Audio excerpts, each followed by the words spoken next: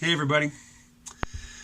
So what's the one thing that can get me to stop posting videos about my upcoming move to Puerto Rico?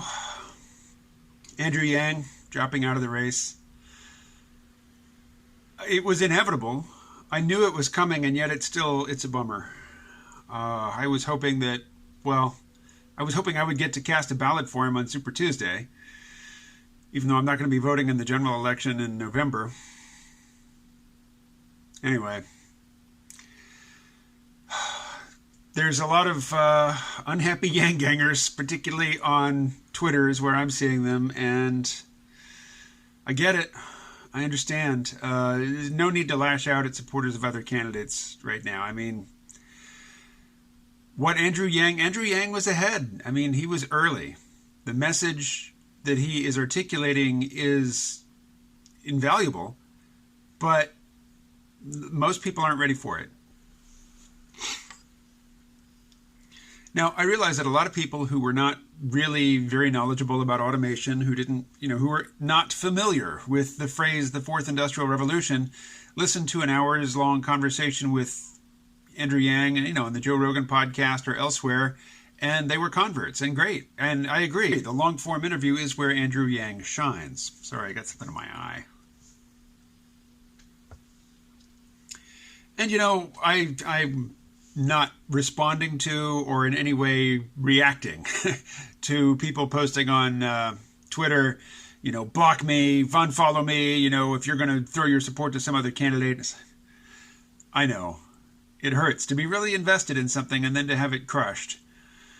Get used to it. That's all I can say. Get used to it. It's going to happen repeatedly.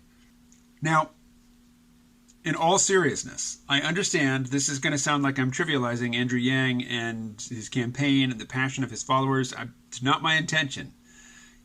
Take this in the way that it is meant.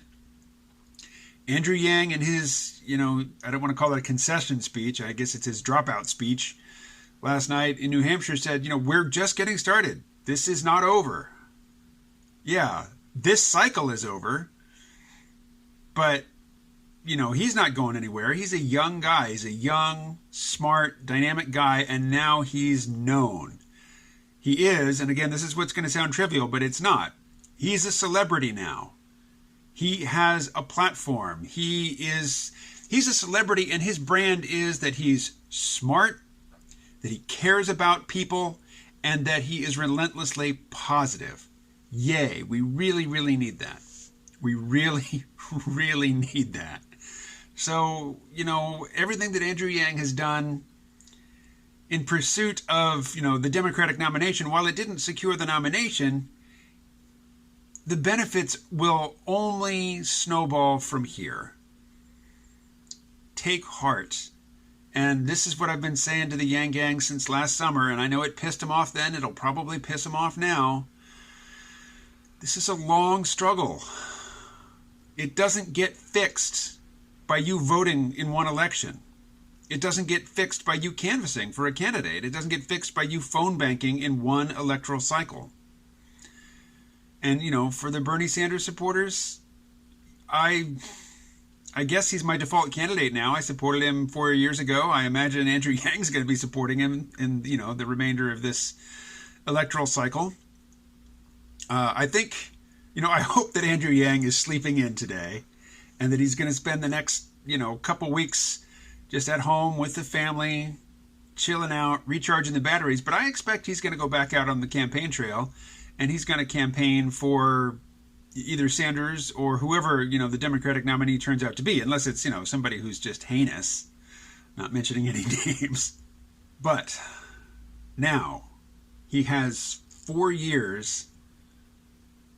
It depends. I don't think he's going to challenge a sitting Democrat for the Democratic nomination in 2024 if a Democrat wins this year.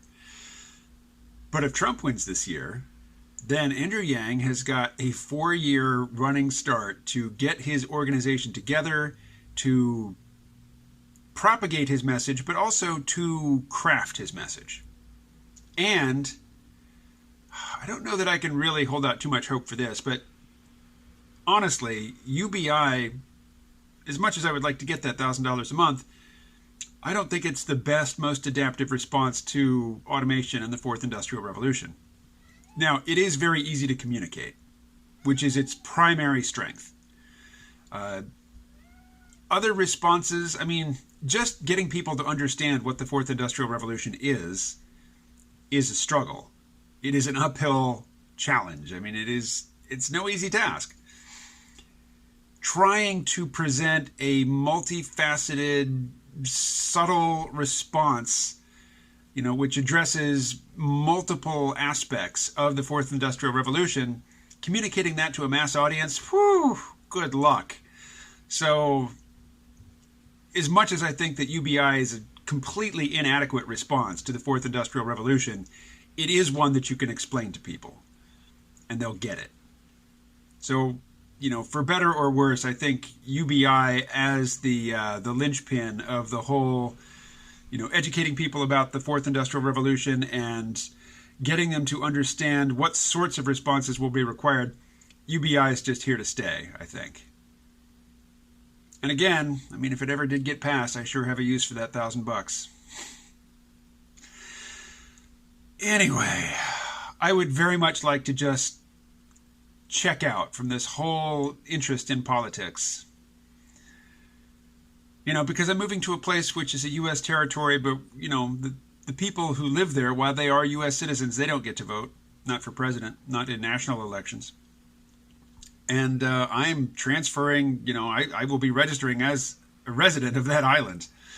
I have to do that, to get the tax breaks. And I'm anxious to check out from politics. I've said this before, but I've been voting for libertarian candidates for decades now, not because I really thought any of them were best qualified to lead the nation. It's just that it was a protest vote. It was my way of saying the Democrats and the Republicans agree on a whole suite of things that they never talk about, which to me are simply odious. And for me, the biggest and worst example was the drug war, but also foreign policy, military interventionism in other countries, support for the CIA and their undermining of, democratic institutions in other countries, support for domestic surveillance, all of these things that, you don't hear Republicans and Democrats accusing each other of these crimes because they are in complete collaborative, lockstep, hand-in-glove agreement on all of these things.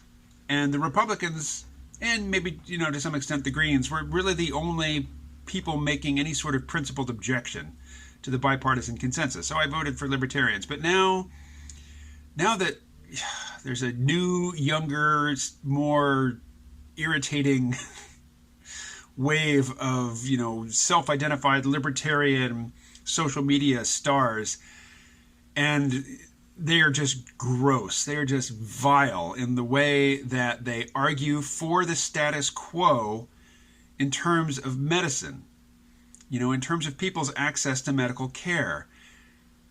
If your identity is arguing against making any changes in the current supposedly free market medical system whereby people, even people with jobs, even people with good insurance, are destroyed financially by trips to the hospital, which 20 years ago, even if you didn't have insurance, it wouldn't have been a big deal. It wouldn't have destroyed your financial life. I'm not talking about super high-tech medicine. I'm talking about getting your appendix out. That used to be a routine thing. And, maybe you'd stay in the hospital for a couple of days afterwards, and it wasn't, $20,000 a night to be in the hospital.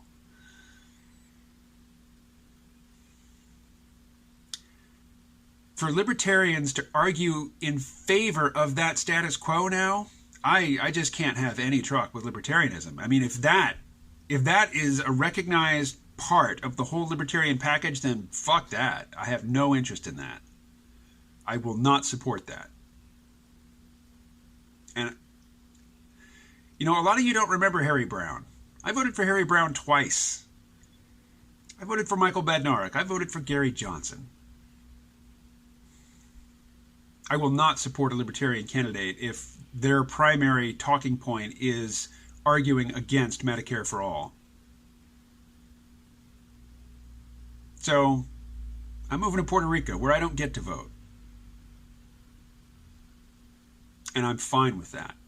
So long as the American public, the USanian electorate, is not open to being a normal country, in as much as we will provide access to medical care to anybody who needs it.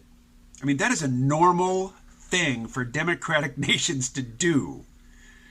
You can call it socialism, but it's just like screaming racism for the SJWs. You're just wearing out the effectiveness of that word.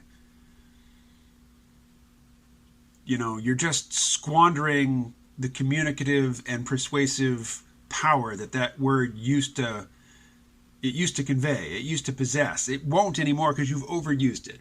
You've overused it in inappropriate ways. So, you want to point at me and scream socialist? A guy who's voted for libertarian candidates for decades? You want to scream socialist at me? Whatever. Have at it.